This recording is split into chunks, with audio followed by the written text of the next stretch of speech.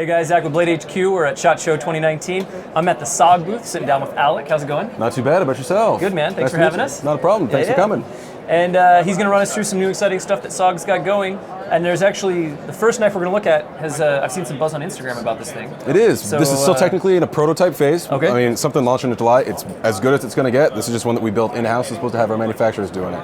So this is CLXR. We've got our crossbar lock on there. We've got S35 VM blade steel, fully ambidextrous, nice and grippy. It's not going to go out of your hands. We designed this by operators, with operators, for operators. Input throughout every stage of the design process. It's the length they want, it's the width they want, it's the steel they want, it's the blade thickness they want.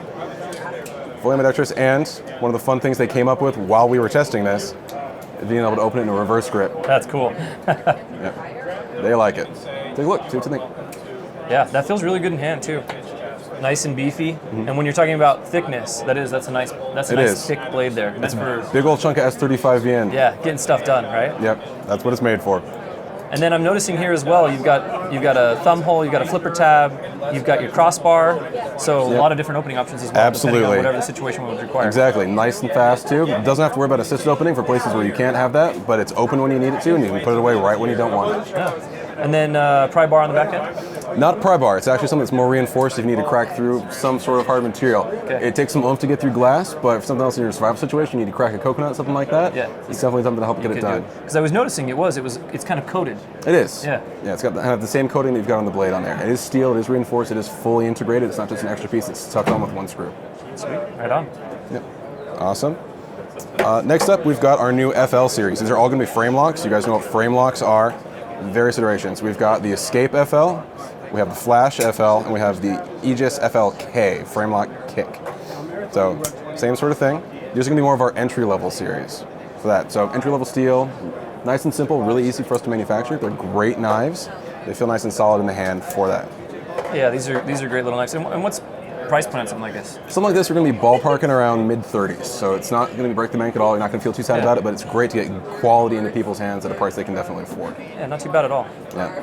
And then nice deep carry pocket clip there. Absolutely. A little bit of bannering, but it's not obnoxious. No, it's not. A nice deep pocket clip, and it's also deep carry, so it's not something that's going to go anywhere on you. You can have it. It's not going to scare grandma when you go over to her house. Right. Yeah. All right. Last thing. This is something of a late release last year. So hit about October. We've had lots of buzz about it. It sold like crazy over the holiday season. This is going to be Terminus XR. Carpenter's BDZ1 in that. This is the one that actually launched back in October. We've got carbon fiber over G10 in here. Same crossbar lock that you saw on the Seal XR. Nice and versatile. It's what most of us are carrying these days. This is the first baby out of our new prototyping and beta testing program with the Seals and with various other operators that we've got working with. We've got tons of subject matter experts that worked with us on Terminus XR and that worked with us on the Seal XRs. We're doing moving forward. This year, we've got this same one that we've got in black, same deep carry pocket clip, still ambidextrous.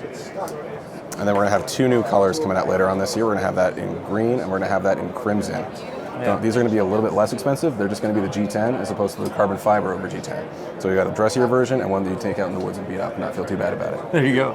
Yeah. Now speaking about taking in the woods and beat up, I heard a rumor about the testing on this thing. Yes. So like I said, we gave this to a bunch of Spec Ops guys. They took it out on a training run. It would basically, towards the end of the process, they'd worked with us a lot in it over the years. And we said, hey, take it out into the woods, do whatever you feel like it. They come back, they do their training out, they do whatever they need to, they come back and bring us the knife, everything locks up beautifully, it opens nice and smoothly, it feels great, it's covered in sap and incredibly dirty. And if you have that 3-year-old that goes, I got away with something that I wasn't expecting to get away with. It was that face. It's that face, exactly. So when we asked them what they did with it, apparently they cut down a tree.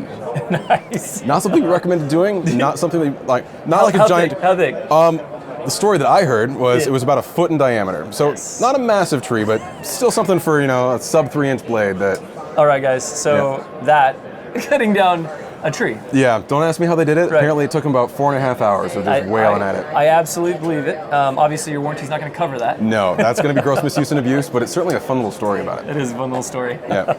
All right, and then last but not least, for new stuff, we're going to have this little guy right here. It might look familiar to some of you who've seen our line before. It's an evolution of one of our older tools called Crosscut, but this is going to be called the Snippet.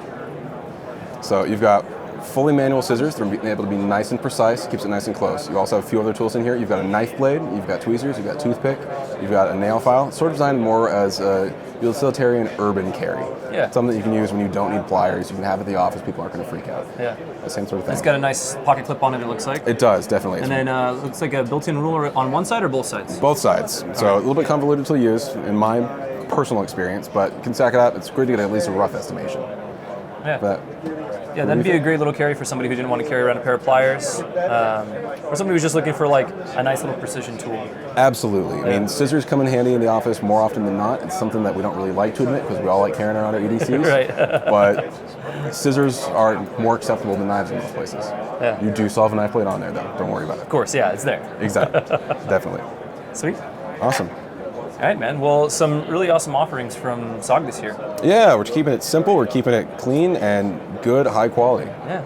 And you mentioned that you had a new program, or you said it was a new program that you guys were working with some spec op dudes to test your stuff? Yeah, so we have a bunch Tell of the story extra. about that. So we had a bunch of ex operators that we've worked with over the years. We have subject matter experts that we're working with, essentially to make the product as good as it can be. It's one thing for us to make something and carry it around the office and go, oh, I think this is great. I mean, our VP of sales does lots of great stuff. We all go out into the woods, we mess around, we use the knives, but it's different than putting it in the hands of somebody who uses the knives. Yeah, you're not cutting down a tree with a 3-inch folder. No, we're not cutting down to a 3-inch folder, and we're not using it in life or death situations more often than not. Putting it in the hands of the guys that are going to carry in those situations gives us the feedback we need to make it worthy of that and able to stand up in those situations. Well, that's good to know. Yep. Like getting something burly going. Absolutely. Thanks so much. Appreciate it. Not a problem. Good talking to you, Zach. Yeah, and thank you guys for following along. Make sure to check out our 2019 SHOT Show playlist, and we'll see you at the next round.